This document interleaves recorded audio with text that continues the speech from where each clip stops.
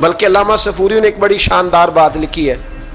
یہ تو نبی کریم کی بات ہے نا, مولا علی شیر خدا. آپ فرماتے ایک دن حضرت جبریل علیہ السلام نا انسانی شکل میں, جب حضور نے فرمایا نا کہ میں علم کا شہر ہوں, علی اس کا دروازہ ہے, تو فرماتے ہیں جب یہ روایت حضور نے یہ حدیث بیان فرمائی تو حضرت جبریل انسانی شکل میں نا حضرت علی شیر خدا کے سامنے آ کے کھڑے ہو گئے. حضرت جبریل امین علیہ السلام کھڑے ہوئے اور فرمانے لگے, علی سنا ہے علم کے شہر کے آپ دروازے ہیں. تو مولا علی فرمانے لگے, مصطفیٰ کریم نے فرمایا ہے. تو کہا اچھا پھر اگر آپ علم کے شہر کے دروازے ہیں تو بتائیں بھلا اس وقت حضرت جبریل کہاں ہیں؟ کہتے ہیں جو تو جبریل کو ملنے گئے تھے تو حضرت جبریل مولا علی کے سامنے کھڑے. کہنے لگے بتائیے اس وقت حضرت جبریل کہاں ہے؟ تو مولا علی شیر خدا, جب آپ اپنے بڑے کو کوئی بات بتائیں گے نا جن کا ادب کرنا ہو اپنے بزرگ کو, تو پھر آپ فٹافٹ نہیں کہہ دیں گے آپ کو پتہ ہی نہیں. یہ مسئلہ ہے, بزرگوں کو آپ نے کوئی بات سمجھانی ہو تو الفاظ کا چناؤ, اور یہ بھی ہمیں شیر خدا نے ادب بتایا ہے. الفاظ کا چناؤ شاندار ہونا چاہیے, لفظ بڑے زبردست تشکیل پانے چاہیے, جملوں کی ترتیب بڑی مؤدبانہ ہو. حضرت جبریل امین نے پوچھا کہ بتائیے علی اس وقت حضرت جبریل کہاں ہے؟ تو حضرت مولا علی شیر خدا نے پہلے اوپر دیکھا, میری طرف دیکھنا, پہلے اوپر دیکھا, پھر نیچے دیکھا, پھر پیچھے دیکھا, پھر آگے دیکھا, دائیں دیکھا, بائیں دیکھا. یہ نہیں فرمایا کہ آپ جبریل ہیں, وہ تو انسانی شکل میں تھے نا. جملے دیکھیے, ادب دیکھیے, طریقہ دیکھیے بات کرنے کا. حضرت علی فرمانے لگے بھائی حضرت جبریل اس وقت نہ تو آسمانوں میں ہے, نہ زمینوں میں ہے, نہ مشرق میں ہے, نہ مغرب میں ہے, نہ شمال میں ہے, یا نہ جنوب میں ہے. فرمانے لگے جی وہ اس وقت کہیں بھی نہیں ہے. پھر بھی فوراً نہیں کہا کہ آپ خود ہی تو ہیں, یہ نہیں فرمایا. کہنے لگے یا آپ جبریل ہے یا میں جبریل ہوں, دونوں میں سے ایک جبریل ہے, اب فیصلہ کر لیں. تو حضرت جبریل مسکرائے, تر دامنی پہ شیخ ہماری نہ جائیے, ہم تو دامن نچوڑ دیں تو فرشتے وضو کریں. حضرت جبریل مسکرائے اور فرمانے لگے آپ تو ولی ہیں, جبریل تو میں ہی ہوں. آپ تو ولی ہیں, جبریل تو, او بھائی یہ حال ہے ان کے غلاموں کا, یہ حال ہے ان کے غلاموں کا, تو میری سرکار کا عالم کیا ہوگا. کہتے ہیں جی حضور گئے اور مل کے نا حضرت جبریل سے تو واپس آ گئے. تو میں نے کہا اب نہ پریشان ہو, اگر حضور اللہ سے میل بھی لے تو آپ کا فائدہ ہی ہے, نقصان کوئی نہیں. آپ کا کوئی نقصان ہے, کوئی نقصان نہیں. نبی کریم علیہ الصلوۃ والسلام تو فرماتے ہیں جب رب کریم نے کہا نا السلام علیکہ ایھا النبی, معراج کی رات, السلام علیکہ, یہ جو تحیات آپ پڑھتے ہیں یہ معراج کا تحفہ ہے.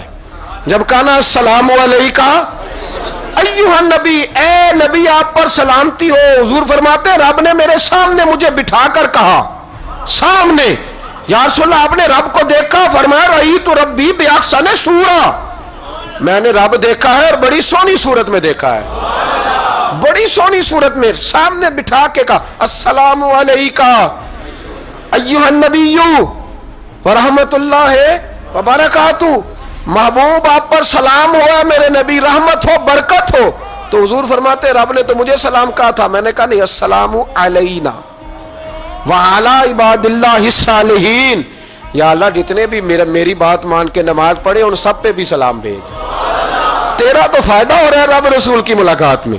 السلام علینا وعلی عباد اللہ الصالحین, اے اللہ جتنے بھی صالح لوگ ہیں ان سب پر سلام ہو, ان سب پر. تو یہ تو معراج میں تیری میری بات. علامہ اسماعیل حقی رحمۃ اللہ علیہ فرماتے ہیں کہ 90,000 باتیں کی اللہ تعالیٰ نے اپنے نبی سے معراج کی رات.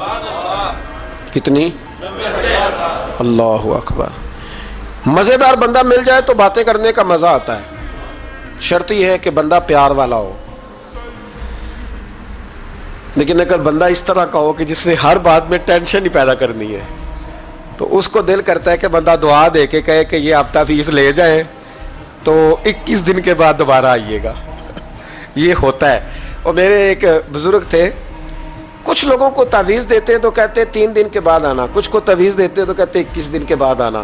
میں نے ان سے کہا اب یہاں 21 دن والا ٹینشن نہ لے لے کہ 21 والا شاید تعویذ ہی نہیں ہوتا ہے, لیکن وہ محبت والے تھے نا تو تربیت کرتے تھے باتوں کی. تو میں نے اس بندے کے سامنے پوچھ لیا, میں نے کہا حضرت صاحب تعویذ ایک ہی ہے, اس کو 3 دن کے بعد اور اس کو 21 دن کا وقفہ. کہنے لگے یہ مجھے ٹینشن بڑی دیتا ہے. اس کے سامنے کہنے لگے تو بیٹھا تھا، میں نے 21 کہا ورنہ میں نے 121 کہنا تھا، تو بیٹھا ہے۔ بندہ دیکھیں نا، بات کریں آپ تو تھوڑا سامنے والے کو بھی سنیں، تھوڑا اس کی بات بھی سنیں، بوجھ نہ بنے، تھوڑا آپ دیکھیں، غور کریں، کسی بھی محفل کے اندر بوجھ نہ بنے۔ آپ کوشش فرمائیں کہ ترتیب اس طرح کی ہو کہ سامنے والا پسند کرے آپ سے بات کرنا۔ مسلمان تو پھول ہوتا ہے، وہ جہاں جاتا ہے خوشبو ہی چھوڑ کے آتا ہے۔ ایسا نہ ہو کہ مطلب آپ آئیں تو کہیں جو مجھے تو کسی نے ریسیو ہی نہیں کیا، میری تو اہمیت ختم ہو گئی، کوئی پروٹوکول ہی نہیں ہے، کوئی پوچھنے والا۔ اس سے نقصان ہوتا ہے، اس سے سامنے والے کو بھی آپ پریشان کرتے ہیں، اپنے آپ کو بھی۔ کوشش فرمائیں، دیکھیں نا اللہ رسول کی ملاقات بھی 1 رات کی اور 90,000 باتیں۔ اور علامہ اسماعیل حقی فرماتے ہیں کہ رب کریم نے فرمایا محبوب 30,000 نہ ساری امت کو بتانا، حضور نے بتائی آ کے 30,000۔ اس میں نماز بھی ہے، اتحیات بھی ہے، حضرت بلال حبشی کا مقام بھی ہے۔ نبی کریم نے یہ بھی فرمایا کہ میں نا معراج کی رات محل بھی دیکھ آیا ہوں، اس پر عمر بن خطاب کا نام بھی لکھا ہوا تھا۔ 30,000 باتیں حضور نے آ کر بیان فرمائیں اور کہا محبوب 30,000 باتیں نا خاص لوگوں کو بتانی، خاص کو۔ ہر بندے کا ہاضمہ درست نہیں ہوتا۔ وہی سالن کھا کے کچھ کہتے ہیں بڑا مزہ آیا، کچھ کہتے ہیں ساری رات نیند ہی نہیں آئی، حالانکہ معاملہ ہوتا ہے ہاضمے کا۔ ہر آدمی درست ہاضمہ نہیں رکھتا، تو لوگ ہاضمہ صحیح کرانے کی بجائے سامنے والے کی ہانڈی صحیح کراتے رہتے ہیں، اس کو کہتے رہتے ہیں کہ تو لہسن زیادہ ڈالا کر۔ او بھائی تو اپنے ہاضمے پہ تھوڑی محنت کر، صبح واک کیا کر، دہی شہی کھایا کر، پھر بھی نہ ٹھیک ہو تو صبح شامی سب گول استعمال کیا کر، اس کے چھلکے سے فائدہ لے، کہ سارا اعتراض سامنے والے کی ہنڈیا پہ ہی ہے۔ نبی کریم صلی اللہ یہ جو ہاضمہ خراب ہو جاتا ہے، پھر بندہ ٹینشن لیتا ہے، کہتا ہے نہیں جبریل سے ملے تھے، اللہ کا دیدار ہی نہیں کیا، وہ تو بس خواب کا معاملہ تھا، خواب میں گئے تھے، خواب میں۔ بھائی میں آپ سے کہتا ہوں کہ میں نے رات کو خواب دیکھی ہے پاکستان کا صدر بن گیا، تو آپ کو کوئی پریشانی ہے؟